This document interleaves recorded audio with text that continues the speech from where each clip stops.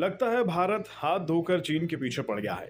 एक एक करके चीन से भारत सब कुछ छीन रहा है। आज एक डेटा आया जिससे भारतीयों का जोश हाई हो सकता है। चलिए सीधे आपके होश को हाई करते हैं। आईफोन से तो आप सभी लोग वाकिफ होंगे।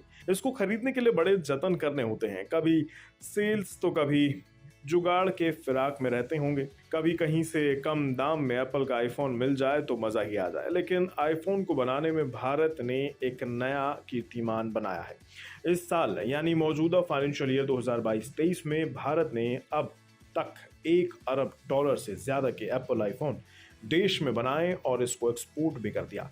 ये कीर्तिमान भारत ने सिर्फ 5 महीने में बनाया है, यानी अप्रैल से अगस्त महीने के बीच में भारत ने ये इतिहास रच दिया है। अब थोड़ा विस्तार में खबर में चलते हैं। शुरू से चीन आईफोन मैन्युफैक्चरिंग में अपना लोहा मनवाता रहा है।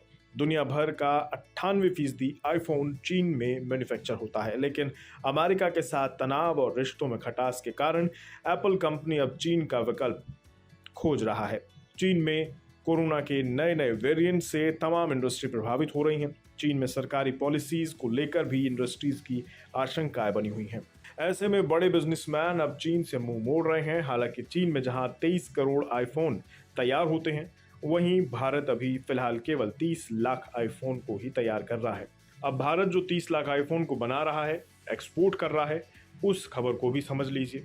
30 लाख आईफोन में से अधिकांश आईफोन यूरोप और मिडिल ईस्ट कंट्रीज में भेजे गए हैं। एप्पल की Taiwan based contractor Foxconn Technologies Group, Wistron Corporation और पेगाट्रॉन कॉर्पोरेशन साउथ इंडिया में आईफोन मैन्युफैक्चर करने का काम करती है। भारत में आईफोन के लगभग सभी मॉडल्स तैयार किए जाते हैं, जैसे कि आईफोन 11, आईफोन 12, आईफोन 13 और आईफोन का सबसे लेटेस्ट मॉडल यानी आईफोन 14 भी भारत में ही बनने वाला है।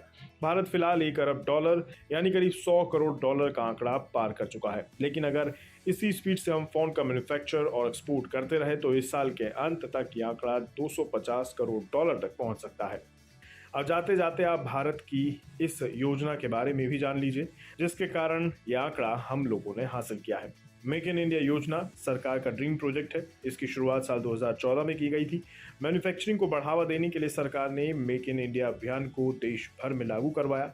इसके लिए अभी PLI स्कीम भी चलाई जा रही है, जिसमें कंपनियों को इंसेंटिव देकर निर्माण कार्य तेज करने के लिए बढ़ावा दिया जा रहा है।